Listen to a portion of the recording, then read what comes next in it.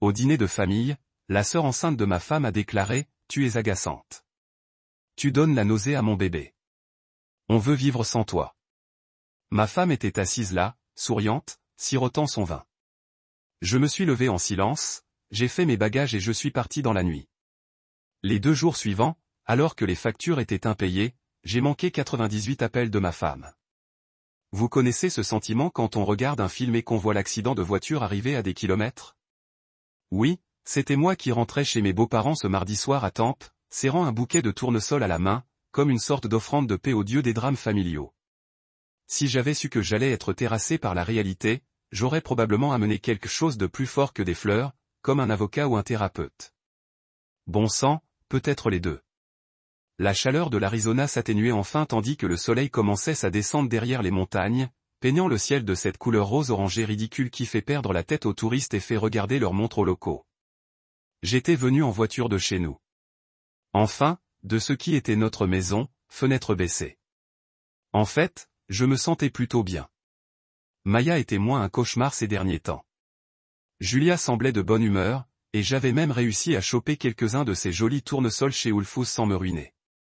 Vous savez, le genre qui coûte plus cher qu'un bon déjeuner, mais qui, d'une certaine manière, vous donne l'impression de réussir dans ce jeu de mari attentionné. En remontant l'allée, je sentais l'odeur du poulet au romarin qui flottait à travers la porte moustiquaire, mêlée à cette odeur particulière de vin rouge et aux bougies fantaisie que ma belle-mère avait toujours allumées. Cette femme collectionnait les bougies comme certains collectionnent les cartes de baseball vintage, de manière obsessionnelle et sans se soucier de l'espace de rangement. Leur maison sentait toujours comme si Bath & Body Works avait une liaison passionnée avec un Williams-Sonoma. Et honnêtement, ce n'était pas la pire chose au monde. J'ai frappé 2 fois et je suis entré. 5 ans de mariage vous donnent ce genre de privilège d'entrée décontractée. Du moins, c'est ce que je pensais. Et, je suis là, ai-je crié en brandissant les fleurs comme si je venais de conquérir un petit pays pour elle. Julia est apparue de la cuisine, l'air sincèrement ravi de nous voir, moi et les tournesols, ce que j'ai pris pour une victoire. Elle portait cette robe bleue pour laquelle je l'avais complimentée une centaine de fois. Ses cheveux étaient coiffés de cette façon désordonnée, mais pas vraiment désordonnée, qui lui a probablement pris 45 minutes à peaufiner. C'est magnifique, a-t-elle dit en prenant les fleurs et en m'embrassant rapidement sur la joue. Maman est dans la cuisine, en train de faire une petite crise à cause des pommes de terre. Et Maya est campée sur le canapé depuis mon arrivée, faisant semblant de diriger la circulation depuis son trône. Et elle était là, Maya, ma belle-sœur, enceinte de 8 mois, brandissant sa maladie comme une arme médiévale. Elle était affalée sur leur immense canapé d'angle, telle une future reine, les pieds posés sur un pouf, une télécommande dans une main et un verre de ce que j'espérais être du jus de raisin dans l'autre. Son ventre était alors incroyablement rond, et elle en tirait toute la sympathie depuis des mois. Ne vous méprenez pas, la grossesse est difficile. Je comprends. Mais Maya en avait fait une performance artistique à temps plein. Oh, bien. Les secours sont là, dit-elle sans lever les yeux de l'émission de télé-réalité qui lui pourrissait le cerveau. Tu peux m'apporter d'autres crackers et peut-être voir s'il reste un peu de ce fromage raffiné? Ce bébé réclame des amuse-gueules de luxe ce soir. J'ai ravalé mes 3 premières réponses, qui auraient toutes déclenché la Seconde Guerre mondiale, et je me suis dirigé vers la cuisine.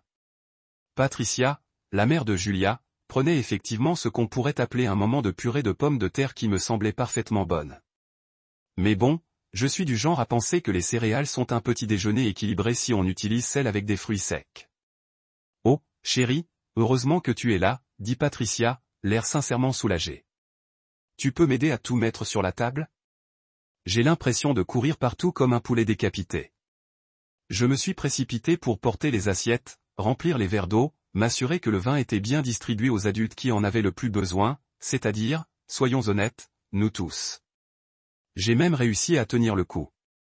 On a discuté de la météo, du nouvel aménagement paysager des voisins et de la saison étonnamment bonne des Diamondbacks. Vous savez, le genre de conversation superficielle et futile qui agrémente les réunions de famille et empêche tout le monde de parler de choses importantes.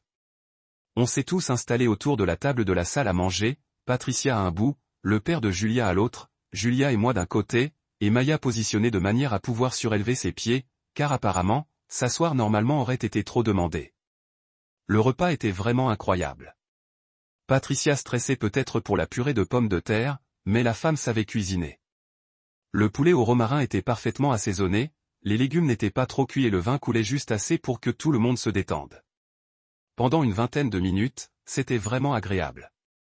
On a parlé du club de lecture de Patricia, du nouveau centre commercial qui s'élevait en bas de la rue, de la dernière cliente de Julia au salon, qui voulait des mèches qui la feraient ressembler à une jeune Gwyneth Paltrow.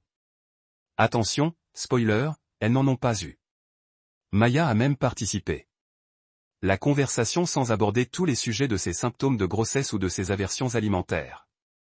Je commençais à me dire que peut-être seulement, on pourrait finir un dîner de famille sans problème. C'est là que j'aurais dû comprendre que j'étais foutu. L'univers a un sens de l'humour tordu pour ce genre de choses. Maya avait déplacé de la nourriture dans son assiette pendant quelques minutes, affichant ses petites grimaces dégoûtées comme si ce poulet parfaitement bon l'avait personnellement offensé, elle et son enfant à naître. Puis elle a levé les yeux, m'a regardé droit dans les yeux et m'a asséné l'équivalent verbal d'un coup de poing. « Tu es irritant », a-t-elle dit d'une voix neutre, comme si elle commentait la météo. « Tu donnes la nausée à mon bébé. Nous voulons vivre sans toi. » Le silence qui suivit fut si total qu'on aurait pu entendre une mouche voler dans le comté voisin. La fourchette de Patricia s'arrêta à mi-chemin de sa bouche.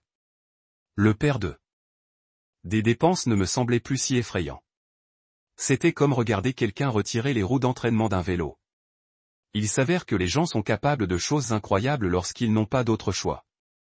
Il y a plus, dit Sacha, visiblement ravie de son rôle de porteuse des nouvelles de la justice cosmique.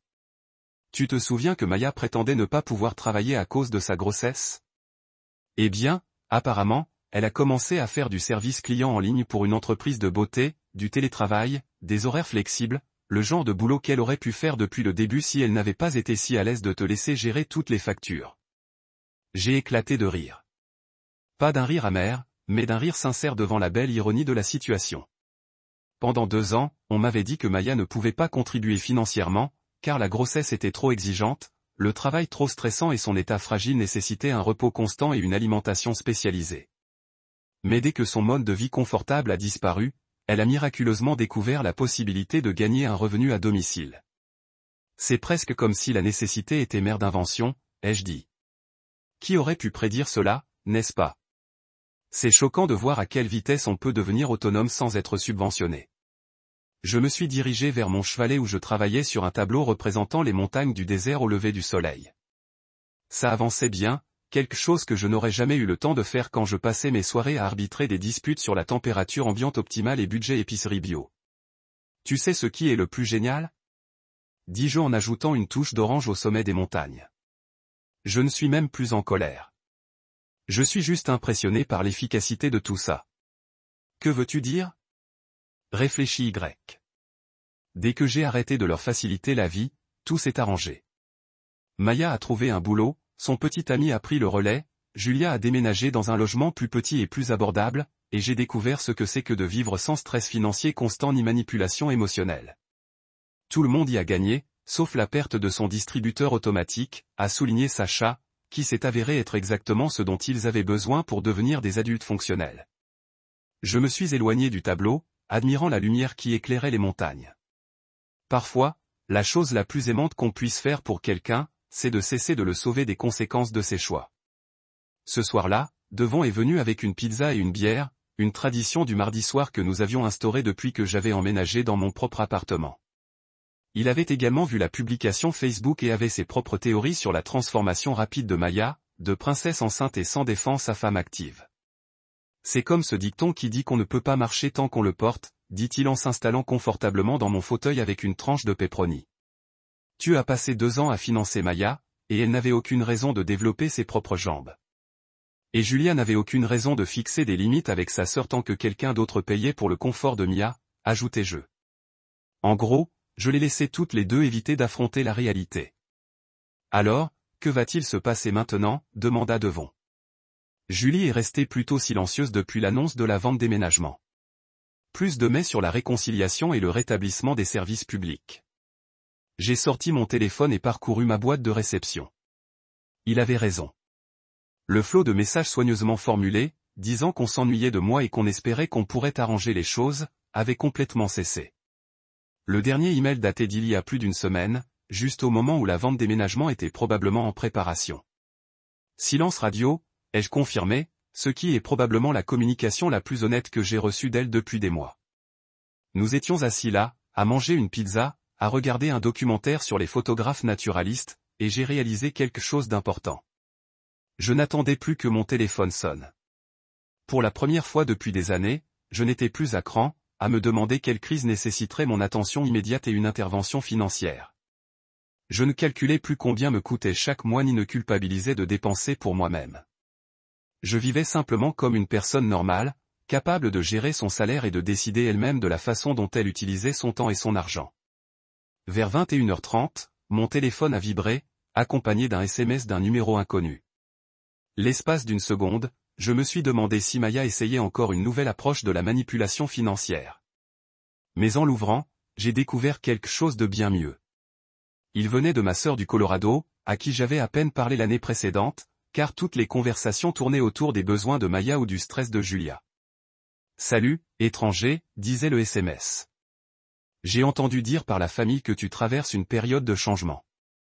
Je voulais juste que tu saches que je suis fier de toi pour avoir su te défendre. Tu mérites mieux que ce que tu as reçu. Je t'aime, petit frère. » Je fixais le message un long moment, ressentant quelque chose que je n'avais pas ressenti depuis des années. Savoir que quelqu'un dans ma famille me voyait comme une personne digne d'être défendue plutôt que comme une ressource à gérer. « Bonne nouvelle ?» demanda Devon, remarquant mon expression. « Ouais », répondis-je en enregistrant le numéro de ma sœur dans un nouveau contact. Vraiment une bonne nouvelle. Pour la première fois depuis le début de tout ce chaos, j'avais l'impression d'avancer vers quelque chose plutôt que de m'en éloigner. Et c'était comme si tout avait commencé. Un mois plus tard, j'ai trouvé une lettre manuscrite glissée sous la porte de mon appartement. L'écriture familière de Julia éplait mon nom sur du papier à lettres coûteux, du genre qu'elle utilisait pour les grandes occasions. À l'intérieur, 3 pages d'excuses soigneusement rédigées. Elle était désolée. Maya s'était excusée aussi. Le stress de la grossesse. Apparemment, elles avaient appris de précieuses leçons sur l'indépendance. Maya a eu son bébé, s'est fiancée, a déménagé. Je manquais à Julia, nous nous manquions de nous. Pouvions-nous réessayer? Je l'ai lu 2 fois, puis je l'ai reposé et j'ai contemplé mon dernier tableau, un paysage désertique capturant une liberté immense. La lettre était bien écrite, touchant toutes les notes émotionnelles. Il y a quelques mois, cela aurait peut-être fonctionné, mais assise là, dans mon appartement tranquille, j'ai réalisé quelque chose d'important. Je ne voulais pas reconstruire ce que nous avions vécu. Ce que nous avions vécu, c'était moi qui finançais le confort de tous tout en étant traité comme une nécessité irritante. J'ai sorti du papier et j'ai écrit ma réponse. Julia, merci pour les excuses. Je vois que tu y as réfléchi. Tu as appris à être indépendante. J'ai appris que je méritais quelqu'un qui me considère comme plus qu'une solution financière. Je ne suis plus en colère. Je suis reconnaissante. Le mois dernier m'a montré ce qui me manquait. La paix, le respect, la capacité d'être moi-même sans avoir à gérer le confort des autres. J'espère que Mia va bien avec le bébé. J'espère que ton indépendance t'apportera le bonheur. Je le pense sincèrement. Mais je ne rentrerai pas à la maison. Ce n'est pas une punition. C'est choisir une vie où je compte autant que les factures que je paie. Je te souhaite le meilleur. Je l'ai plié, scellé dans une enveloppe. Demain, je l'enverrai par la poste, mettant fin à notre histoire. Ce soir-là, assise sur mon balcon à regarder le coucher de soleil, mon téléphone a vibré. Devon, Sacha prépare des enchiladas demain. Tu es partante? J'ai souri et j'ai répondu. Je vais très bien. Oui aux enchiladas. Pour la première fois depuis des années, je le pensais vraiment. Julia s'intéressa soudain beaucoup à son verre de vin. Et Julia, ma femme, ma compagne, celle qui m'avait promis de me soutenir contre vent et marée, resta assise là, un petit sourire narquois aux commissures des lèvres, but une lente gorgée de son Pinot Grigio et ne dit absolument rien. Pas un mot, pas même un regard dans ma direction. Rien. J'ai senti quelque chose se mettre en place en moi, comme un déclic. Ce n'était ni un choc, ni une blessure, ni même de la colère. C'était la clarté, une clarté pure et cristalline sur ma position exacte dans la hiérarchie familiale. Et ce n'était pas une bonne chose. Je n'ai pas crié. Je n'ai pas jeté ma serviette de façon théâtrale. Je n'ai pas exigé d'explication ni d'excuses. Je me suis juste levé, j'ai repoussé ma chaise en silence et je me suis dirigé vers la chambre d'amis où j'avais laissé mon sac de sport. Derrière moi, j'entendais Patricia essayer de combler le silence par des bavardages nerveux à propos du dessert, mais on aurait dit que ça venait de l'eau. J'ai attrapé mon sac, traversé la salle à manger où tout le monde évitait soigneusement tout contact visuel, et me suis dirigé vers la porte de derrière. L'air de la nuit du désert m'a frappé le visage comme une bénédiction. Frais, propre et heureusement libéré de l'atmosphère toxique que je laissais derrière moi. En me dirigeant vers ma voiture, j'ai entendu la voix de Maya par la fenêtre ouverte, se plaignant déjà de la température dans la maison. Julia n'avait toujours pas dit un mot. Vous savez ce qui est drôle avec le fond du gouffre? Le Wi-Fi est étonnamment bon ces jours-ci. Le Desert Palm Motel, près de LI10, n'était pas exactement le Ritz-Carlton, mais il avait 3 atouts. C'était bon marché. C'était accessible. Et surtout, c'était à exactement 27 km de la table infernale dont je venais de m'échapper. Parfois, la distance est le meilleur remède, même si elle s'accompagne de tâches de moquettes douteuses et d'un distributeur automatique qui n'accepte que les cartes. Monnaie exacte. J'étais arrivé sur le parking vers 21h30. Les mains toujours sur le volant, malgré l'impression que mon monde entier venait d'être bouleversé par une tornade d'ivrogne. L'enseigne au néon bourdonnait et clignotait comme si elle traversait sa propre crise existentielle, projetant des ombres roses et bleues sur l'asphalte craquelé. Vacances, proclamait-elle, ce qui semblait approprié puisque c'était exactement ce que je ressentais intérieurement. Vacances, comme si quelqu'un m'avait vidé les entrailles avec une cuillère rouillée et avait oublié de le mentionner. Le réceptionniste était un jeune homme de 22 ans au plus, travaillant probablement de nuit pour payer ses études supérieures. Et il avait l'air de quelqu'un qui a vu assez d'enregistrements tard le soir pour savoir qu'il ne faut pas poser de questions. Un garçon intelligent. J'ai glissé ma carte de crédit et je l'ai regardé traiter la transaction avec une efficacité qui suggérait que ce n'était pas son premier rodéo avec des types qui débarquent seuls après 21h, un simple sac de sport à la main et arborant l'expression choquée de quelqu'un dont la vie vient de se terminer. Chambre 127, dit-il en me tendant une carte magnétique qui semblait avoir traversé plusieurs guerres. Machine à glaçons au bout du couloir, mais elle fait des bruits bizarres. Départ à 23h, mais si vous devez rester plus longtemps, n'hésitez pas à me prévenir. La chambre 127 s'est avérée être un chef-d'œuvre d'hébergement économique. 2 lits doubles avec des couettes qui avaient probablement vu plus de drames qu'un feuilleton, une télévision plus vieille que certains de mes collègues, et une salle de bain assez propre mais qui émettait des sons intéressants. Quand on ouvre le robinet, la moquette arborait cette nuance de brun particulière, conçue pour cacher les taches et les petits délits. Et le climatiseur sous la fenêtre ronronnait avec la détermination d'une machine qui sait qu'elle est en sursis. Mais vous savez quoi? Elle était à moi pour la nuit. Personne n'allait me dire que j'étais irritant. Personne n'allait sourire en coin pendant que je me faisais verbalement agresser. Et surtout, personne n'allait rester assis là à manger mes affaires. J'ai laissé tomber mon sac de sport sur le lit le plus proche de la salle de bain et je suis resté là 1 minute, à écouter le ventilateur de plafond osciller dans une nouvelle rotation. Le silence était incroyable. Pas de télé-réalité hurlante dans le salon. Pas de plainte concernant la température, l'éclairage ou le Wi-Fi pas assez rapide pour regarder les conneries que Maya regardait en boucle cette semaine-là. Pas de commentaires passifs-agressifs sur la façon dont j'avais chargé le lave-vaisselle, plié le linge ou respiré trop fort en essayant d'exister dans ma propre maison. J'ai sorti mon téléphone, m'attendant presque à voir l'écran s'illuminer d'appels manqués et de textos frénétiques. Vous savez, le genre de messages inquiets qu'une épouse aimante peut envoyer lorsque son mari disparaît dans la nuit après avoir été humilié publiquement par sa sœur. Des messages comme « ça va » ou « je suis désolé » ou même juste « où es-tu allé ?» L'écran était noir. Aucune notification. Absolument rien. Julia n'avait même pas essayé d'appeler. Je me suis assise au bord du lit et j'ai vraiment laissé faire.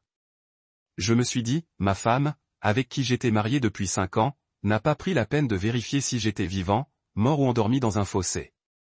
Mais je suis sûr qu'elle remarquerait tout si le remboursement de mon prêt immobilier n'était pas effectué la semaine suivante. C'est là que j'ai réalisé. J'ai vraiment réalisé à quel point j'avais été pris pour acquis.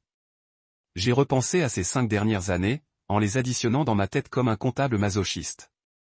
Le loyer de notre appartement, enfin, le mien puisque mon nom était le seul sur le bail, était de 1 800 $ par mois. Ensuite, il y avait la facture d'Internet, car apparemment, le haut débit était indispensable au télétravail de Maya, qui semblait impliquer beaucoup de shopping en ligne et d'appels vidéo avec des amis. Cela représentait 120 $ de plus par mois. Les courses étaient un tout autre cauchemar. Maya avait développé des exigences alimentaires incroyablement spécifiques qui changeaient environ toutes les 2 semaines. D'abord bio, puis sans gluten, puis céto. Maintenant, tout était question de superaliments de grossesse, plus chers au kilo que de bons aliments. Entre ses goûts exotiques et la tendance de Julia à acheter sur un coup de tête des fromages raffinés qui restaient au réfrigérateur jusqu'à ce qu'ils deviennent des expériences scientifiques, nous dépensions au moins 600 $ par mois en nourriture. Et ne me parlez même pas de l'assurance auto de Mia. Quand sa Honda cabossée a finalement rendu l'âme il y a environ 2 ans, il m'est incombé de l'ajouter à mon contrat et de l'aider à trouver une voiture fiable mais mignonne. L'assurance à elle seule me coûtait 180 $ de plus par mois. Et tout ça, en raison de sa prétendue bonne conductrice, ce qui était pour le moins discutable vu le nombre de contraventions qu'elle avait accumulées. Et puis il y avait les rendez-vous de Julia chez le coiffeur. Écoutez, je comprends. Tout le monde mérite d'être bien dans sa peau. Mais 250 $ toutes les 6 semaines pour les mèches, plus les séances mensuelles de Monty Petty, plus la nouvelle routine de soins qu'elle avait découverte sur Instagram ce mois-là. Ça a grimpé plus vite qu'une dette de jeu à Las Vegas. La rénovation de la chambre d'enfant avait été le vrai coup dur. Quand Maya a annoncé sa grossesse, notre chambre d'amis a soudainement dû être entièrement transformée en ce qu'elle appelait un sanctuaire de bien-être. Pour l'arrivée de bébé. Une nouvelle peinture, un nouveau revêtement de sol, un berceau plus cher que ma première voiture, une chaise berçante apparemment ergonomique, et suffisamment d'accessoires pour bébé pour approvisionner un petit magasin. La facture finale s'élevait à un peu plus de 4800 $. Et devinez quelle carte de crédit a atteint son maximum, donnant vie au rêve de Mia? J'ai sorti mon ordinateur portable, Dieu merci pour le Wi-Fi de l'hôtel, même le plus douteux, et me suis connecté à mon compte bancaire. Là, tout était détaillé en petites transactions mensuelles bien nettes, comme une trace numérique de mon propre suicide financier. Les paiements automatiques que j'avais mis en place pour simplifier la vie de chacun, pour être la seule responsable à maintenir la paix et éviter les tracas liés aux avis de retard et aux menaces de coupure. Loyer 1800 $. Internet 120 $. Assurance auto 320 $. La mienne et la sienne. Charge 180 $ en moyenne. Forfait mobile 160 $ pour 3 lignes, car Maya avait besoin de données illimitées. Service de streaming 47 $, car apparemment, nous avions besoin de Netflix, Hulu, Disney+, et de toutes les autres plateformes de divertissement numérique indispensables. La survie quotidienne de Mia. J'étais assis là, les yeux rivés sur l'écran, à additionner tout. Mois après mois, 2500 $ en moyenne disparaissaient de mon compte pour faire tourner leur petit monde confortable. Et pour quoi faire? Pour que Maya puisse me traiter d'irritant?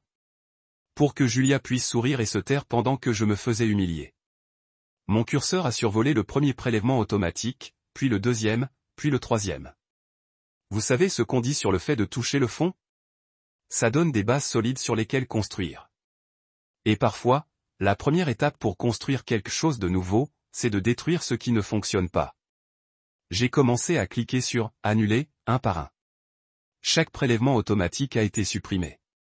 Internet, les services de streaming, l'assurance auto supplémentaire, et même le service de livraison de courses premium que Maya prétendait essentiel à sa nutrition prénatale. À la fin, j'avais libéré 2480 $ de prélèvements automatiques mensuels. Près de 30 000 $ par an que je dépensais pour financer une vie où je n'étais apparemment rien de plus qu'un distributeur automatique ambulant avec une personnalité agaçante. J'ai fermé l'ordinateur portable et allongé sur le couvre-lit d'une propreté douteuse, écoutant le climatiseur, nous étions de nouveau en plein cycle. Le lendemain, Julia se réveillerait et essaierait de se faire un café, mais découvrirait que la connexion Internet était coupée. Maya tenterait de regarder sa séance de yoga matinale en streaming et se retrouverait face à un écran vide. Et pour la première fois depuis des années, ce n'était pas mon problème. Dormir au Desert Palm Motel était aussi difficile qu'un politicien honnête, c'est-à-dire que j'ai passé environ 3 heures à me retourner sans cesse dans mon lit avant d'abandonner et de fixer le plafond comme s'il détenait les secrets de l'univers. Le ventilateur émettait un cliquetis rythmique tous les 4 tours, et le climatiseur avait développé ce qu'on pourrait qualifier d'asthme mécanique, sifflant et haletant comme s'il luttait pour sa survie. Mais honnêtement, malgré tout ce bruit, c'était quand même plus calme que ces derniers mois à la maison. J'ai consulté mon téléphone environ 17 fois pendant la nuit. Je ne comptais pas, et l'écran est resté obstinément noir. Pas d'appel manqué, pas de SMS, pas de « dis donc, ça va » ou « on peut parler » ou même un passif agressif « tu as oublié de sortir les poubelles avant de partir ». Rien. Silence radio de la part de la femme qui avait promis de m'aimer, de m'honorer, apparemment, de m'ignorer quand ça convenait. À 6 heures du matin, j'étais bien réveillé et je fixais les carreaux du plafond taché d'eau, la tête dans les yeux. Comment diable étais-je arrivé ici? Pas seulement dans la chambre de motel. C'était assez évident, mais comment étais-je devenu le distributeur automatique familial pour ceux qui me trouvaient nauséabond? Quand étais-je devenu si oubliable que ma propre femme n'avait même pas pris la peine de vérifier si j'étais vivant 12 heures après ma disparition? Ce qui m'a vraiment marqué, c'est de me rappeler comment tout a commencé. Maya n'avait pas toujours été la princesse prétentieuse et exigeante qui squattait ma chambre d'amis comme une sorte de dictateur enceinte. Quand je l'ai rencontrée, elle était plutôt gentille, timide même. C'était à l'époque où Julia et moi étions encore en pleine lune de miel, où tout était parfait et où nous passions du temps.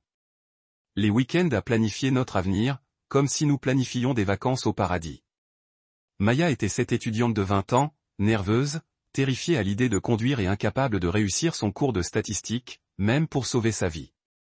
Julia la traînait jusqu'à notre appartement, notre premier appartement minuscule, exigu, absolument parfait, et Maya s'asseyait en tailleur par terre dans le salon, entourée de manuels et de miettes de chips, pendant que j'essayais de lui expliquer la différence entre corrélation et causalité pour la 100e fois. Je ne comprends pas, disait-elle, l'air sincèrement frustré. Les chiffres me détestent. Je crois que je suis allergique aux maths. Et je riais, je prenais un autre paquet de Doritos dans la cuisine et je m'installais par terre à côté d'elle pour résoudre un autre exercice. Elle me disait que j'étais la seule personne capable de lui expliquer les choses sans la ridiculiser. Avec toi, tout paraît si calme, avait-elle dit un jour après avoir enfin compris les intervalles de confiance. Jean, je n'ai pas l'impression que mon cerveau va exploser quand tu expliques. C'était le bon temps, le temps simple. Maya me prenait dans ses bras quand elle comprenait enfin un concept. Julia commandait une pizza en récompense de ses cours particuliers réussis, et on regardait Netflix tous ensemble jusqu'à ce que Maya s'endorme sur notre canapé, et on devait la réveiller pour la raccompagner à sa chambre. Elle était comme la petite sœur que je n'avais jamais eue, et Julia adorait la voir près d'elle. C'est cette dynamique familiale parfaite qui m'a fait penser que j'étais peut-être doué pour cette relation. Puis Julia est tombée enceinte il y a 3 ans et tout a changé. Mon Dieu, je me souviens encore du jour où on l'a appris. Julia est sortie de la salle de bain avec ce petit bâton en plastique à la main, comme s'il était en or pur, les larmes aux yeux, et on est restés là, toutes les deux en pyjama, à 7 heures du matin, l'une contre l'autre, riant et pleurant à la fois.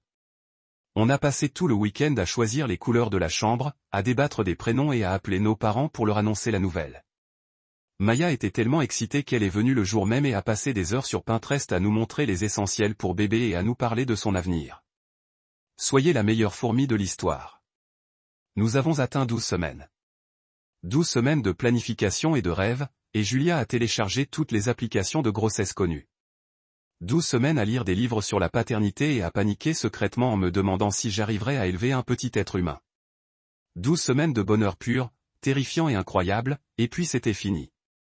D'un coup, un simple rendez-vous s'est transformé en une nouvelle dévastatrice qui divise votre vie en un avant et un après. Le médecin était gentil mais clinique, m'expliquant les problèmes de développement fœtal, et ces choses arrivent plus souvent qu'on ne le pense, et on peut réessayer quand on est prêt. Mais je n'ai entendu que les pleurs de Julia et le soudain silence horrible qui régnait là où notre avenir était. Julia a pris ça très mal, plus mal que je ne pouvais le supporter, pour être honnête. Elle a arrêté de manger normalement, a commencé à dormir 14 heures par jour et ne pouvait même pas passer devant les magasins de puériculture sans avoir ce que je ne peux que qualifier de crise de panique. J'ai tout essayé. Thérapie, groupe de soutien, week-end des escapades, même l'adoption d'un chien pour lui donner de quoi se nourrir. Rien n'y fit. Elle s'éloigna de moi comme si elle flottait dans un océan de chagrin inaccessible. C'est alors que Maya emménagea. Juste temporairement, dit-elle, le temps que Julia aille mieux. Elle avait obtenu son diplôme universitaire à ce moment-là et était censée commencer sa vie d'adulte, mais au lieu de cela, elle arriva avec 3 valises et la détermination de s'occuper de sa grande sœur. Et honnêtement, au début, j'étais reconnaissante. Julia souriait vraiment quand Maya était là. Elle recommença à manger, à se doucher régulièrement, à participer aux conversations au lieu de rester les yeux rivés au mur. Mais le temporaire se transforma en 6 mois. Puis 6 mois se transformèrent en 1 an. Puis la voiture de Maya tomba en panne et soudain, je la conduisais partout. Puis son emploi à temps partiel prit fin et, d'une manière ou d'une autre, sa part des courses devint ma responsabilité. Puis elle décida qu'elle avait besoin d'une meilleure connexion Internet pour travailler en freelance, et la mise à niveau fut payée de ma poche. Petit à petit, Maya passa du statut d'invitée reconnaissante à celle de résidente permanente, puis à celle qui prenait toutes les décisions du ménage pendant que je les payais. Elle s'est emparée du salon, a réorganisé les meubles, a décidé de ce que nous regardions à la télévision, a contrôlé le thermostat et est devenue, en quelque sorte, le centre de notre univers familial. Et Julia l'a laissé faire. Peut-être parce qu'avoir Maya à ses côtés lui permettait de ne pas avoir à gérer l'espace vide où notre bébé était censé être. Peut-être parce que s'occuper de Maya lui donnait un but quand tout le reste lui semblait inutile. Ou peut-être parce qu'il était plus facile de laisser Maya tout gérer que de chercher comment se remarier avec moi. Je me suis levé et je me suis dirigé vers la fenêtre du motel, écartant le lourd rideau pour regarder le parking. Le soleil commençait à peine à se lever, peignant le ciel du désert de ce même rose orangé incroyable qui m'avait semblé si beau la veille. Maintenant, cela ressemblait à la fin de quelque chose. La fin d'être le type qui payait tout et qui était traité comme un meuble agaçant. La fin d'être marié à quelqu'un qui pouvait me regarder me faire humilier sans rien dire. La fin d'être le compte en banque personnel de Maya. À 8 heures du matin, j'étais assise sur le parking du motel, moteur allumé. Je fixais mon téléphone comme s'il allait spontanément développer la capacité de résoudre tous mes problèmes. La meilleure chose à faire aurait été d'appeler Julia, de râler un peu, peut-être de m'excuser d'avoir réagi de manière excessive, et de rentrer furtivement à la maison, la queue entre les jambes. C'est ce qu'aurait fait l'ancien moi. Celui qui avait passé les dernières années à éviter les conflits comme s'il s'agissait d'une maladie contagieuse. Mais l'ancien moi n'avait pas passé la nuit dans un motel bon marché après avoir appris qu'il avait donné la nausée à un bébé à naître. L'ancien moi n'avait pas simplement annulé $2500 de mensualité qui permettait à 2 femmes adultes de vivre confortablement. Alors qu'elle le traitait comme une plante d'intérieur irritante, le nouveau moi faisait apparemment des choix différents. À commencer par la décision d'appeler quelqu'un qui pourrait se soucier que je passe la pire semaine de ma vie d'adulte. Devon Martinez avait été mon colocataire à l'université pendant 3 ans, ce qui signifiait qu'il m'avait vu au plus mal, y compris, mais sans s'y limiter, lors de la terrible intoxication alimentaire de 2015. Ma brève et embarrassante tentative de je me fais pousser une barbiche. Et cette fois, j'étais tellement saoul que j'ai essayé de convaincre tout le monde que les céréales étaient techniquement de la soupe. Si quelqu'un pouvait gérer l'état actuel de mon mariage, c'était Devon. Mec, quoi de neuf? Sa voix était joyeuse et alerte malgré l'heure matinale, ce qui était logique puisque Devon avait toujours été de ces matinaux énervants et fonctionnels. On dirait que tu m'appelles de l'intérieur d'une tornade.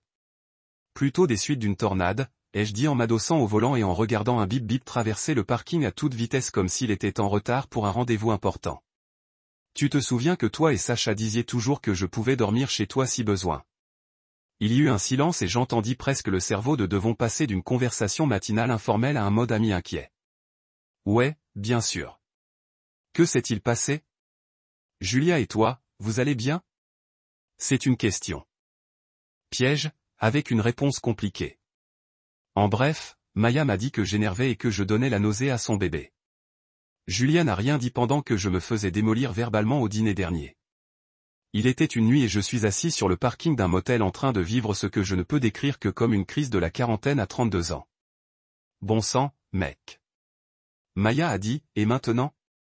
Je lui ai tout raconté, le dîner, le silence, la sortie, la nuit de vengeance financière, le silence radio complet de ma supposée compagne.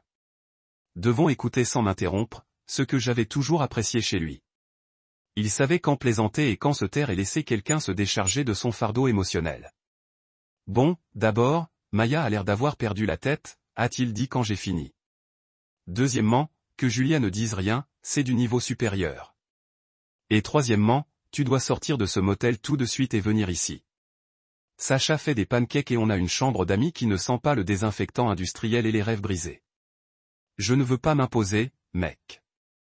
Arrête. Tu n'imposes pas ta famille. Ramène ton cul ici avant que Sacha découvre que tu es assis sur un parking à t'apitoyer sur ton sort. Elle viendra jusqu'ici et te ramènera elle-même. Et tu sais qu'elle le fera. Il n'avait pas tort. Sacha Martinez mesurait environ 1,60 mètres et semblait invulnérable, mais elle avait l'instinct protecteur d'une maman ours et une tolérance zéro pour les gens. Elle se souciait de souffrir en silence. Je l'avais vue s'en prendre verbalement à un serveur qui avait été impoli avec Devon. C'était à la fois terrifiant et impressionnant.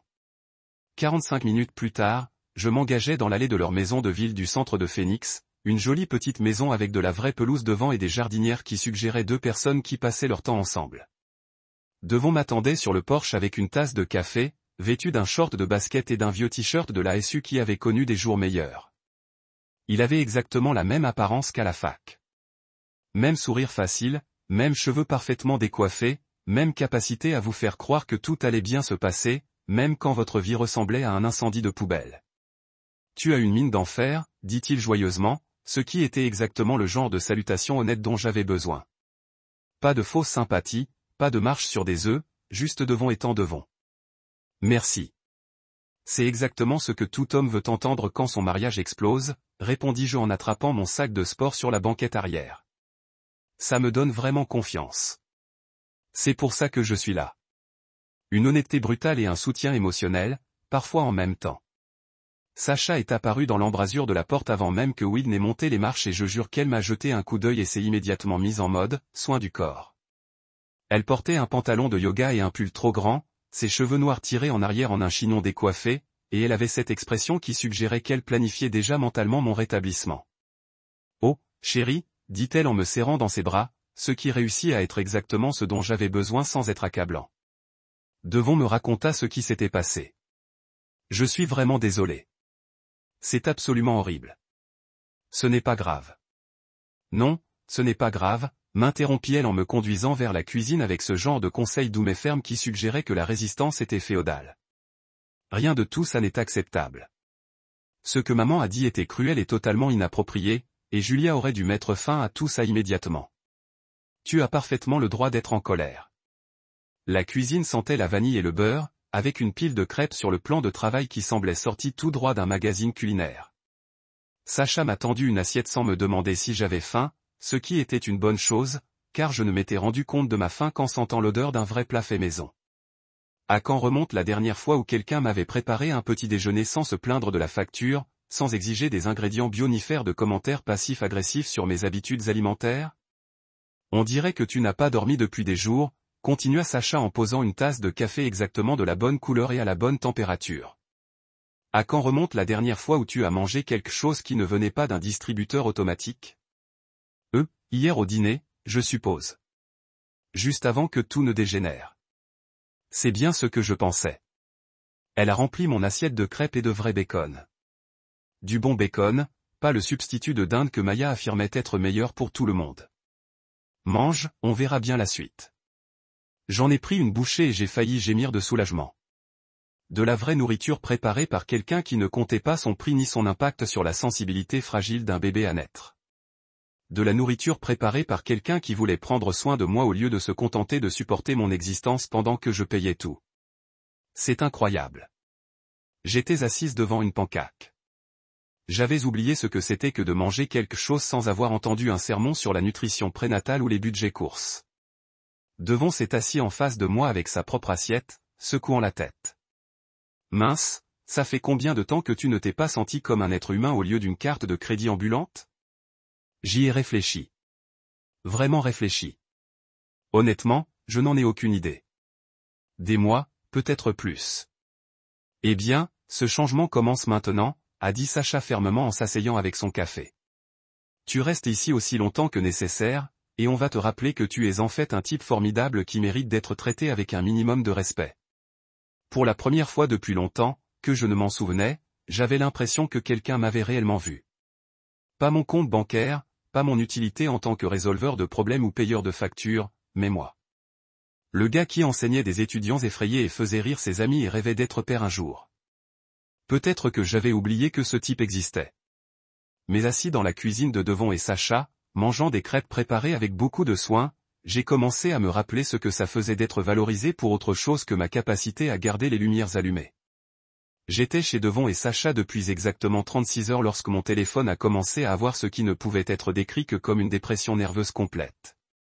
J'étais assis dans leur chambre d'amis, qui d'ailleurs avait des meubles assortis et ne sentait pas la mort de quelqu'un dedans, en train de rattraper un travail indépendant lorsque mon téléphone a commencé à bourdonner comme une guêpe en colère piégée dans un bocal. Le premier appel est arrivé à 14h47. Jeudi. La photo du contact de Julia a illuminé l'écran. Une photo de notre lune de miel à San Diego où elle riait de quelque chose et je dis, l'air vraiment heureux d'être avec moi. Cette photo semblait dater d'un autre siècle maintenant, à l'époque où elle appréciait réellement ma compagnie au lieu de la tolérer pendant que je finançais son style de vie. Je l'ai laissé aller à la messagerie vocale, puis j'ai laissé partir le second. Et le troisième, au moment où j'ai ignoré le 15e appel en 20 minutes, même Devon commençait à avoir l'air inquiet. Mec, peut-être que tu devrais juste répondre, dit-il en passant la tête dans la chambre d'amis. Soit elle est vraiment inquiète pour toi, soit la maison est littéralement en feu. Si la maison était en feu, elle aurait appelé le 911, pas moi. Répondis-je en regardant mon téléphone s'allumer avec le numéro d'appel 16. C'est autre chose. J'avais raison. Quand j'ai finalement vérifié ma messagerie vocale vers l'heure du dîner, j'ai découvert exactement ce qui provoquait le besoin soudain et désespéré de Julia de renouer avec son irritant mari. Et laissez-moi vous dire que ce n'était pas un souci pour mon bien-être. Pourquoi le courant ne fonctionne-t-il pas? Le premier message vocal était une pure panique. Pas de salutation, non, et, ça va? Directement à la crise. J'ai essayé d'inverser les disjoncteurs et rien ne s'est passé.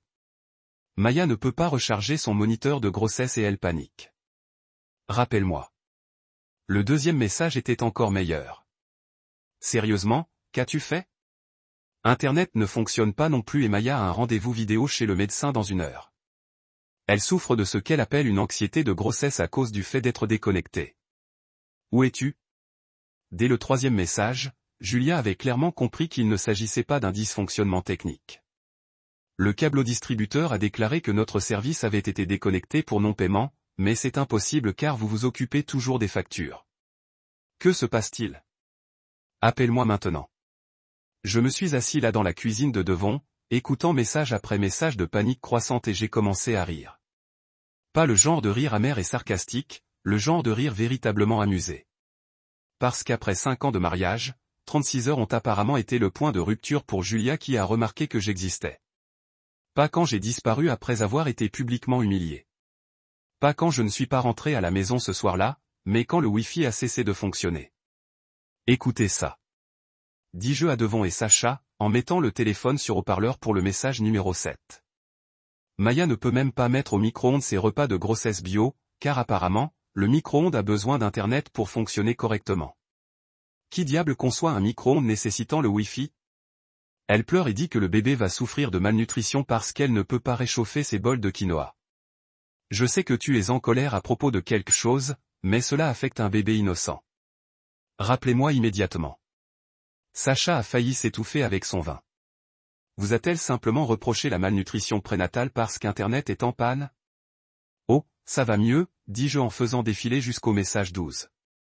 Julia, je jure devant Dieu, si tu ne me rappelles pas dans l'heure qui suit, je vais perdre la tête. Maya a découvert que Netflix ne fonctionne pas et qu'elle traverse ce qu'elle appelle une crise du divertissement prénatal. Elle dit que regarder ces émissions est essentiel pour réduire son niveau de stress et pour la santé du bébé. La maison est comme une zone de guerre en ce moment. Devons éclater ouvertement de rire à ce stade. Une crise du divertissement prénatal. Est-ce une véritable condition médicale maintenant? Selon le docteur Maya, apparemment, tout est une urgence médicale quand cela la gêne. Répondis-je, me sentant plus légère que je ne l'avais été depuis des mois. Attendez d'entendre le message 18. Où es-tu? La voix de Julia était si forte et si aiguë que Sacha grimaça.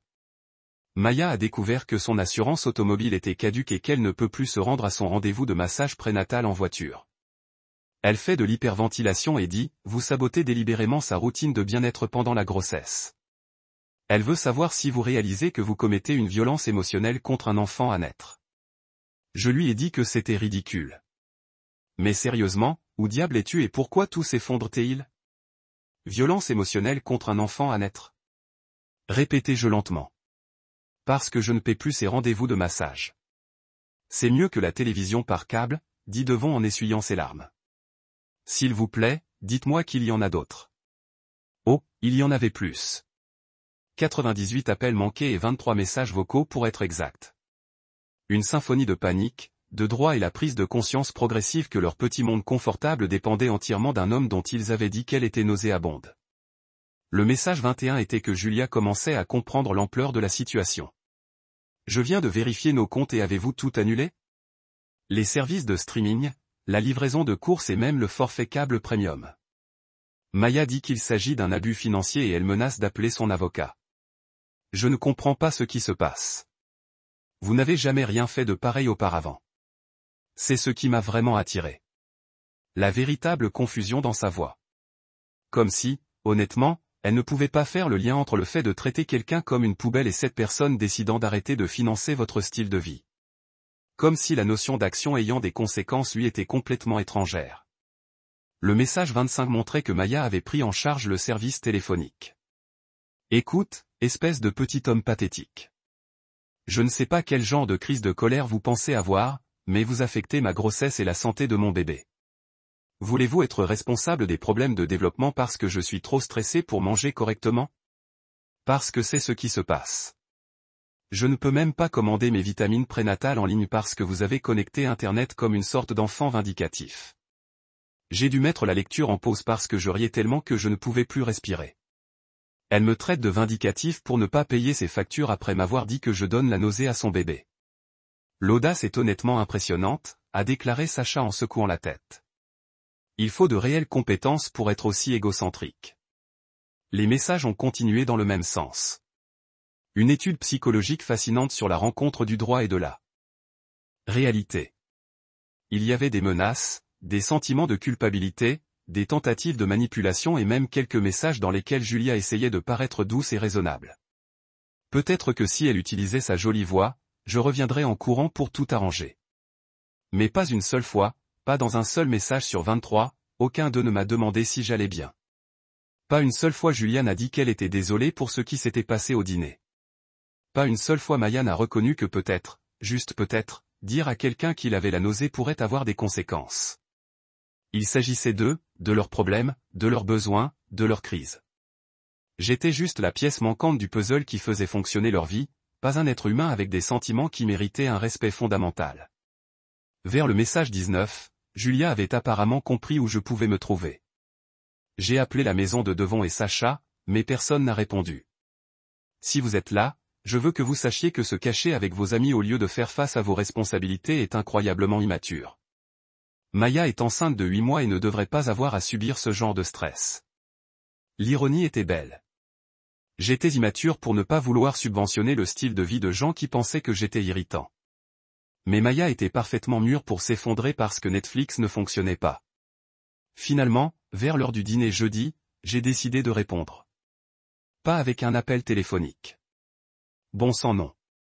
Je n'étais pas encore prêt pour ce niveau de drame.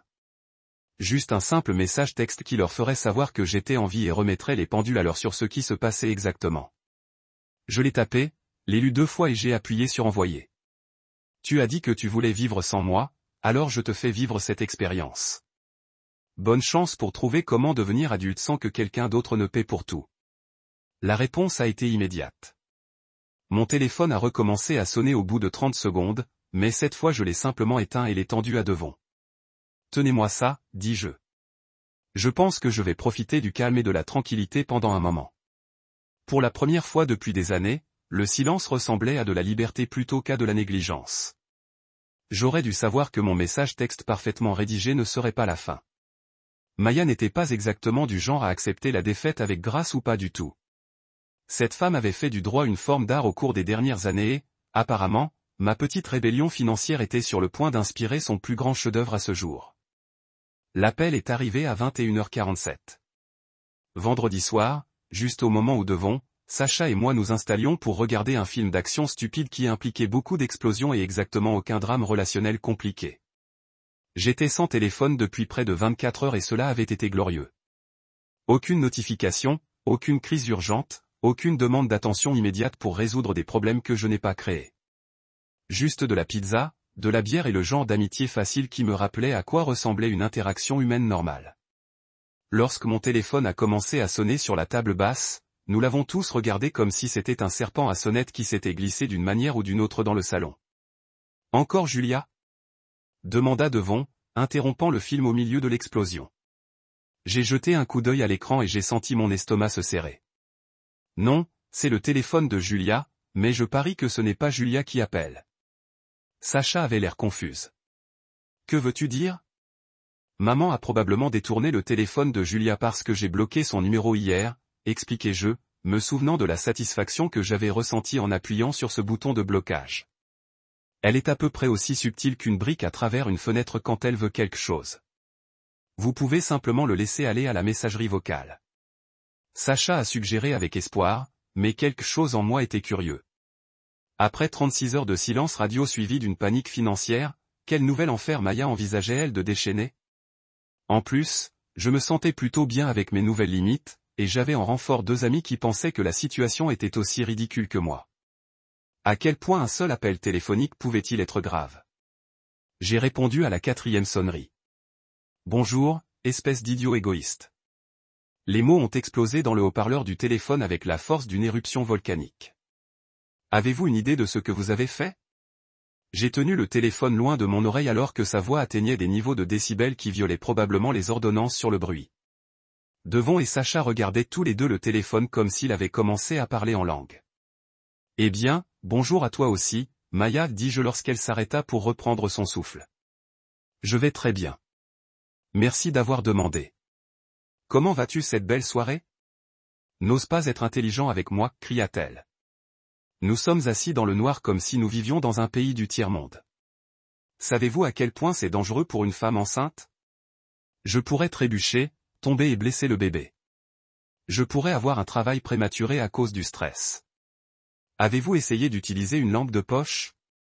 J'ai suggéré gentiment. J'ai entendu dire qu'ils en fabriquent à pile maintenant. Technologie révolutionnaire. Sacha a dû se couvrir la bouche pour ne pas éclater de rire. Devon souriait ouvertement, me levant le pouce comme si je gagnais une sorte de concours. C'est un débat cosmique.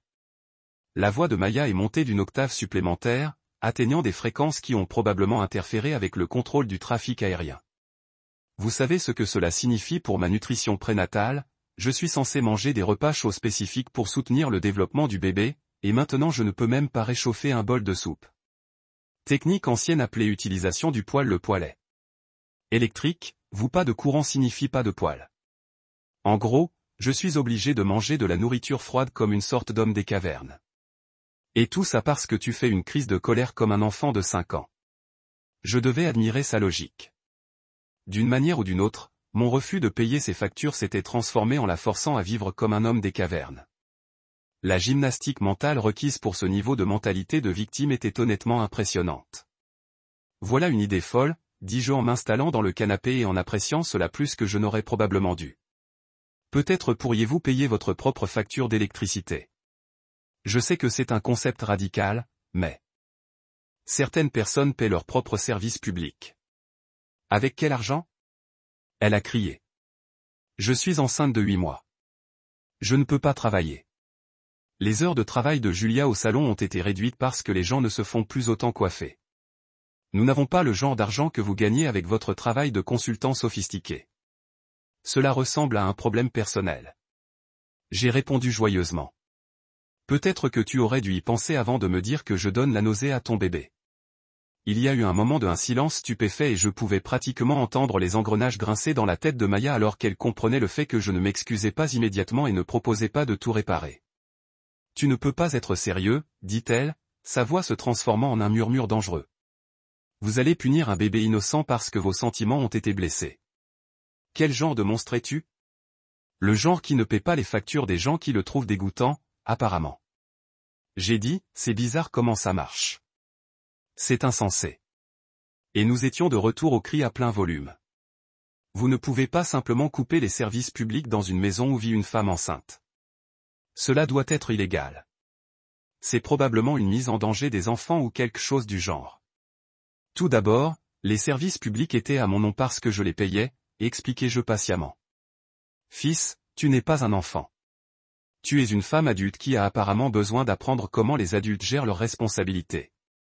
Et troisièmement, le bébé n'est pas encore né, donc je suis presque sûr que les lois sur la mise en danger des enfants ne s'appliquent pas à votre dépendance à Netflix.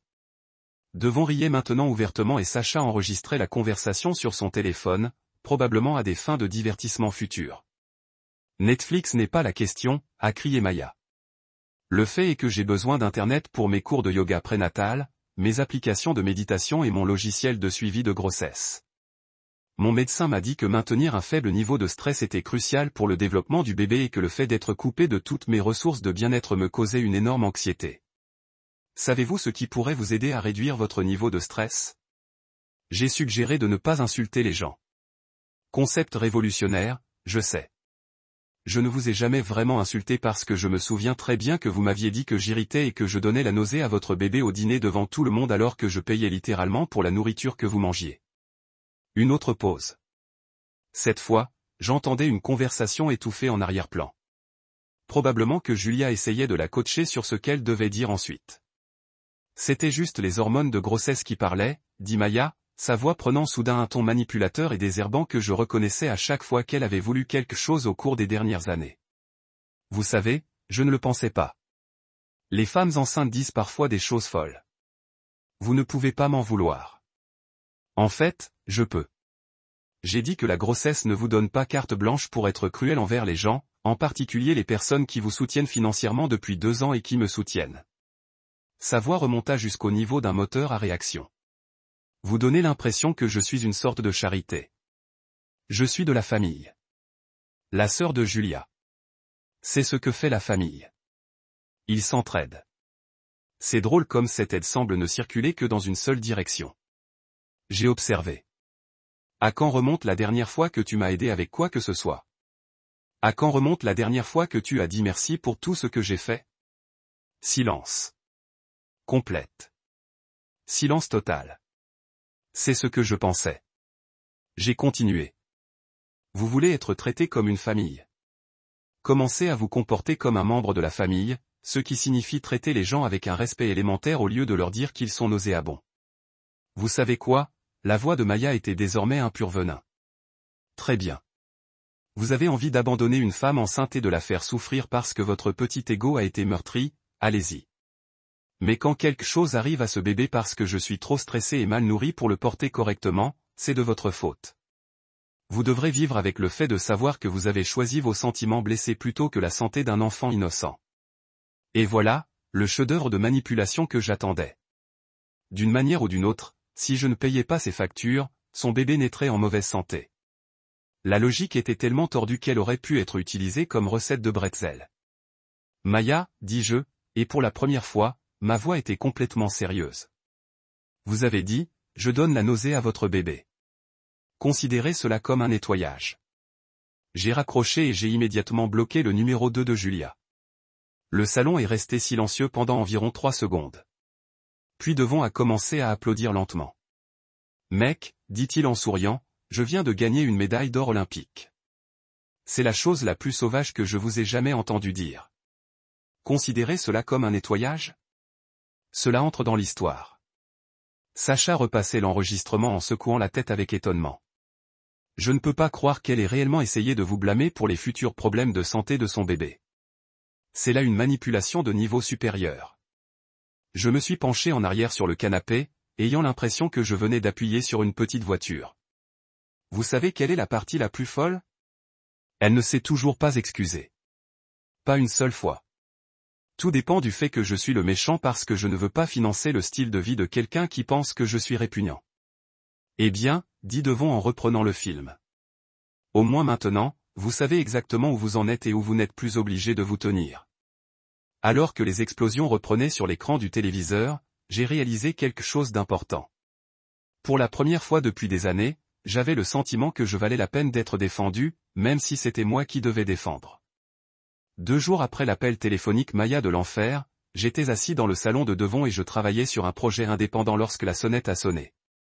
C'était un de ces samedis après-midi paresseux où le temps passe comme du miel, et j'avais en fait apprécié le simple plaisir de travailler sans que personne ne me demande de réparer son internet ou d'expliquer pourquoi le câble ne fonctionnait pas. La paix et la tranquillité étaient devenus mon nouveau luxe préféré. Sacha a ouvert la porte et j'ai entendu sa voix prendre ce ton soigneusement poli qu'elle utilisait lorsqu'elle essayait de ne pas dire à quelqu'un exactement ce qu'elle pensait d'eux. Oh, salut Julia. Mon estomac s'est noyé comme si je venais de franchir la première colline d'une montagne russe. Julia, ici chez Devon, me cherche. Est-il ici? La voix de Julia était plus douce que je ne l'avais entendue depuis des mois. J'hésite presque, j'ai juste besoin de lui parler. J'ai fermé mon ordinateur portable et j'ai pris une profonde inspiration. Une partie de moi voulait se cacher dans la chambre d'amis et faire comme si je n'étais pas chez moi, mais cela ressemblait trop à l'ancien moi, le gars qui évitait à tout prix la confrontation. Le nouveau moi était apparemment prêt à avoir des conversations inconfortables, surtout selon mes propres conditions, avec des renforts à proximité. C'est bon, Sache, criai-je. Laissez-la entrer. Julia est apparue dans l'embrasure de la porte du salon, ressemblant à une personne complètement différente de la femme qui avait souri pendant que sa sœur me détruisait verbalement 5 jours auparavant. Ses cheveux étaient tirés en queue de cheval en désordre au lieu des vagues parfaitement coiffées qu'elle portait habituellement. Pas de maquillage, ce qui était pratiquement du jamais vu pour Julia. Elle ne sortirait pas les poubelles sans au moins du mascara et du brillant à lèvres. Elle portait un jean et un vieux sweatshirt de l'ASU que j'avais reconnu de nos années à l'université, lorsque les choses étaient plus simples et que nous nous aimions vraiment. Elle avait l'air fatiguée, vraiment fatiguée, comme si elle n'avait pas mieux dormi que moi. « Pouvons-nous parler ?» demanda-t-elle en se rapprochant du canapé comme si elle n'était pas sûre d'être la bienvenue pour s'asseoir. Devon est sorti de la cuisine avec un timing impeccable. « Je vais aller chercher quelque chose à faire dans le garage, dit-il en me faisant un signe de tête solidaire avant de disparaître. Sacha le suivit, mais pas avant de lancer à Julia un regard qui aurait pu faire fondre l'acier. J'ai fait signe à la chaise en face de moi. Bien sûr, parlez. Julia s'est perchée sur le bord de la chaise comme si elle avait besoin de s'enfuir rapidement. Pendant une minute, nous nous sommes regardés. Deux personnes qui partageaient tout et qui se sentaient désormais étrangères. Je ne voulais pas aller aussi loin, dit-elle finalement, sa voix à peine au-dessus d'un murmure. Quelle partie? Ai-je demandé. La partie où ta sœur m'a dit que j'avais nauséeux son bébé. Ou la partie où vous avez souri sans rien dire pendant qu'elle le faisait. Julia tressaillit comme si je l'avais giflé. Je n'ai pas souri. Tu l'as fait, Julia. Tu as siroté ton vin et souri pendant que Maya m'humiliait devant tes parents. J'ai gardé ma voix au niveau, mais je pouvais sentir des années de frustration accumulées bouillonner en dessous. Tu as vu quelqu'un me traiter comme une poubelle et tu n'as pas dit un mot. Elle était juste émue, a déclaré Julia, reprenant la même excuse que Maya avait essayé. Elle est enceinte de 8 mois. Ses hormones sont partout et je payais pour tout, l'interrompis-je. Le toit au-dessus de sa tête, la nourriture dans son réfrigérateur, le Wi-Fi pour son travail à domicile qui semble impliquer beaucoup d'achats en ligne et Netflix. Avez-vous une idée de combien d'argent j'ai dépensé pour assurer le confort de Maya au cours des 2 dernières années? Shrink back into the chair. I thought I was helping my wife sister get back on her feet. I didn't realize I was funding a lifestyle for someone who thinks I'm disgusting. She doesn't think you're disgusting, Julia said weakly. Really? Because you're irritating and you nauseate my baby. Sounds pretty clear to me. And you know what the really messed up Paris? You didn't defend me. Your own husband. You sat there and later said that stuff like je l'ai bien mérité. Les yeux remplis de larmes, mais je ne me sentais pas particulièrement sympathique. Les larmes étaient faciles. Les mots étaient plus difficiles. Les actions étaient encore plus difficiles que cela. J'aurais dû dire quelque chose, a-t-elle admis. Je sais que j'aurais dû. Mais maman est tellement stressée à propos du bébé et elle a des sautes d'humeur. Arrêtez de lui trouver des excuses, dis-je fermement. Et arrêtez de vous trouver des excuses.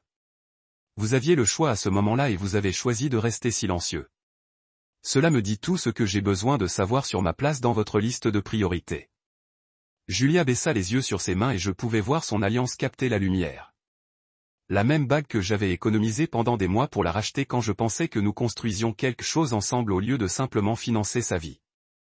Je n'ai pas appelé jusqu'à ce que les lumières s'éteignent, dit-elle doucement. Quoi? Tu as dit que je n'avais pas appelé avant que les lumières ne soient éteintes. Vous avez raison. Je n'ai même pas vérifié si tu allais bien. J'ai juste supposé que tu reviendrais quand tu t'étais calmé, comme tu le fais toujours. Au moins, elle était honnête. Enfin. Le truc, c'est que Julia, je ne suis plus le même gars qui revient toujours. Ce type en avait assez d'être traité comme s'il était jetable. Elle m'a alors regardé et, pour la première fois depuis des mois, j'ai vu quelque chose dans ses yeux qui ressemblait à la femme que j'avais épousée. Tu me manques, dit-elle simplement. Vous manquez mon chèque de paie, corrigez-je. Il y a une différence. Julia se leva brusquement, comme si j'avais frappé trop près de chez moi. Ce n'est pas juste, n'est-ce pas? À quand remonte la dernière fois que tu as posé des questions sur ma journée? À quand remonte la dernière fois que nous avons eu une conversation qui ne portait pas sur ce dont Maya avait besoin ou sur les factures à payer ou sur la crise à résoudre? Je me suis levé aussi, me sentant plus stable que je ne l'avais été depuis des années. À quand remonte la dernière fois que tu as agi comme si tu voulais réellement être marié avec moi au lieu de simplement être soutenu financièrement par moi? Elle n'a pas répondu. Je n'ai pas pu répondre probablement parce que nous savions tous les deux. Quelle était la vérité? Julia se dirigea vers la porte puis se retourna une fois de plus. 5 ans de mariage et c'est tout juste terminé. J'en ai fini d'être ton guichet automatique. J'ai dit, si vous voulez travailler à vous marier, c'est une autre conversation. Mais cela commence par décider si vous voulez un mari ou simplement un compte bancaire avec des jambes. Elle est partie sans dire un mot. Cette semaine-là, j'ai trouvé mon propre logement, un appartement d'une chambre dans un complexe calme à environ 15 minutes de la maison de Devon. Rien d'extraordinaire, mais c'était le mien. Le loyer était raisonnable. Les voisins ne criaient pas à la crise du divertissement prénatal.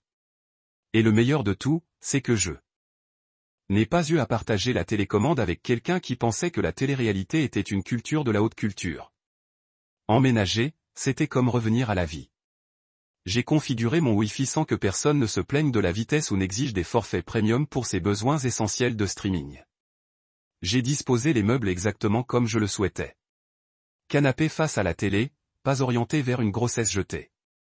J'ai même posé ma cafetière sur le comptoir au lieu de la cacher dans une armoire parce que quelqu'un pensait que cela encombrait l'esthétique. Le silence était incroyable. Pas de bavardage constant sur les applications pour bébé et les vitamines prénatales. Aucune demande de réparer des choses qui n'étaient pas cassées. Personne ne surveille mes choix d'épicerie ou ne se plaint d'avoir acheté la mauvaise marque de produits biologiques. Juste moi, mon espace, une véritable pièce. J'ai accepté davantage de travail de consultant indépendant car je n'avais pas d'hémorragie de $2500 par mois pour le confort des autres. Il s'avère que lorsque vous n'êtes pas stressé à l'idée de financer le style de vie de quelqu'un d'autre, vous dormez mieux, travaillez mieux et réfléchissez plus clairement. Qui savait? Le meilleur, c'est que j'ai recommencé à peindre, j'ai trouvé mon vieux chevalet dans le rangement et je l'ai installé près de la fenêtre du salon. Je n'avais pas touché un pinceau depuis l'université, à l'époque où j'avais du temps pour les choses que j'aimais au lieu de constamment résoudre les problèmes des autres. Julia a envoyé des emails, longs, pleins d'explications et de justifications et de non-excuses soigneusement formulées. Maya envoyait des SMS à partir de nouveaux numéros qu'elle avait dû emprunter, alternant entre des voyages de culpabilité et des menaces d'abandonner sa famille. Je les ai tous supprimés sans lire au-delà de la première ligne. Devon et Sacha m'ont aidé à reconstruire ma vie pièce par pièce. De vrais amis qui se souciaient en fait de mon bonheur plutôt que du solde de mon compte bancaire. Ils m'ont rappelé que j'étais intéressant, drôle, créatif, toutes ces choses que j'avais oubliées en jouant le rôle de portefeuille ambulant. Je n'avais pas réalisé combien de moi je sacrifierais juste pour maintenir la paix. Il s'avère qu'il n'y a pas de paix à habiliter constamment les gens qui ne vous respectent pas. 3 semaines après le début de ma nouvelle vie en tant qu'être humain fonctionnel, Sacha m'a envoyé un SMS avec une capture d'écran qui m'a presque fait m'étouffer avec mon café du matin. J'étais assis à la table de ma cuisine, à ma table dans mon appartement, en train de boire du café que j'avais acheté avec de l'argent qui n'était pas détourné pour financer le mode de vie biologique de quelqu'un d'autre, lorsque mon téléphone a sonné avec ce qui ne pouvait être décrit que comme l'équivalent numérique du matin de Noël. Mec, lit-on dans le texte, suivi d'une capture d'écran d'une publication sur Facebook. Vous devez voir ça. Julie organise une vente de déménagement ce week-end. La légende, c'est autre chose. J'ai ouvert l'image et j'ai dû la lire 3 fois avant que toute l'ironie ne me frappe. Il a été publié sur la page Facebook de Julia pour que tous ses amis et sa famille puissent le voir. Il y avait une photo de nos meubles de salon avec la légende « Vente de déménagement ce samedi ». Tout doit disparaître. Réduction des effectifs dans un endroit plus petit et nécessité de se débarrasser de beaucoup de superbes meubles et articles ménagers.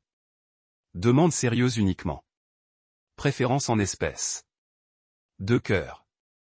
Notre salon, celui pour lequel je payais un loyer depuis 3 ans. Les meubles que j'avais aidé à choisir, la table basse que j'avais assemblée de mes propres mains tandis que Maya se plaignait que le bruit des travaux perturbait sa sieste de l'après-midi. Tout cela était vendu. Comme les restes de la vie de quelqu'un d'autre, ce qui, je suppose, était le cas maintenant. J'ai immédiatement appelé Sacha parce que ce niveau de justice cosmique exigeait d'être partagé avec quelqu'un qui apprécierait toute l'ampleur de la situation. S'il vous plaît, dites-moi que vous avez vu la publication sur Facebook, j'ai dit dès qu'elle a répondu. Oh, je l'ai vu, a répondu, et j'ai pu entendre le sourire dans sa voix. Appelons ça créatif avec la vérité. Qu'a-t-elle dit? Que vous avez décidé de suivre des chemins de vie différents et qu'elle se concentre sur sa famille en ce moment. Aucune mention du fait que Maya vous traite de nauséeux. Aucune mention de la situation financière, juste une vague sur la séparation. Je devais admirer la capacité de Julia à raconter une histoire. Se faire humilier publiquement par votre belle-sœur et voir votre mari se retirer après avoir annulé toutes les factures s'était en quelque sorte transformé en une décision mutuelle de poursuivre des chemins de vie différents. C'était comme regarder un cours de maître en écriture de fiction créative. Mais voici ce qui est vraiment intéressant. Sacha a poursuivi, j'ai fait un petit travail de détective. Vous savez, le genre qui implique de parcourir des annonces immobilières publiques et peut-être de poser quelques questions stratégiques à des amis communs. Oh mon Dieu, qu'as-tu trouvé? Il déménage dans une location de 2 chambres à Atuki. Le loyer est d'environ 1200 par mois, soit environ la moitié de ce que vous payez pour la maison. Et comprenez ceci, le petit ami de Maya a apparemment décidé d'intervenir et d'être un adulte responsable. On dit qu'il emménage avec eux et les aide à payer les dépenses. Je suis resté assis là à traiter ces informations tout en regardant par la fenêtre de ma cuisine la piscine de la cour où quelques enfants avaient une conversation très sérieuse sur la physique des nouilles de piscine. Le petit ami de Maya, l'homme avec qui elle sortait de temps en temps depuis 2 ans, mais qui n'était soi-disant pas prêt à s'engager, avait soudainement découvert son pourvoyeur intérieur juste à temps pour l'aider à payer le loyer d'un logement plus petit. Alors, laisse-moi mettre les choses au clair, dis-je lentement.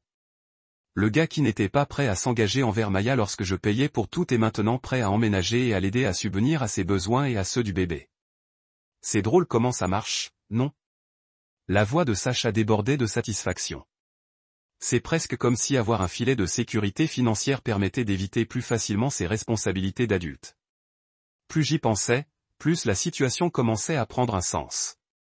Maya ne cherchait pas de partenaire. Elle cherchait un prestataire. Et tant que je remplissais ce rôle, son petit ami pouvait jouer le gars amusant et sans engagement qui se présentait pour les bons moments sans aucune responsabilité.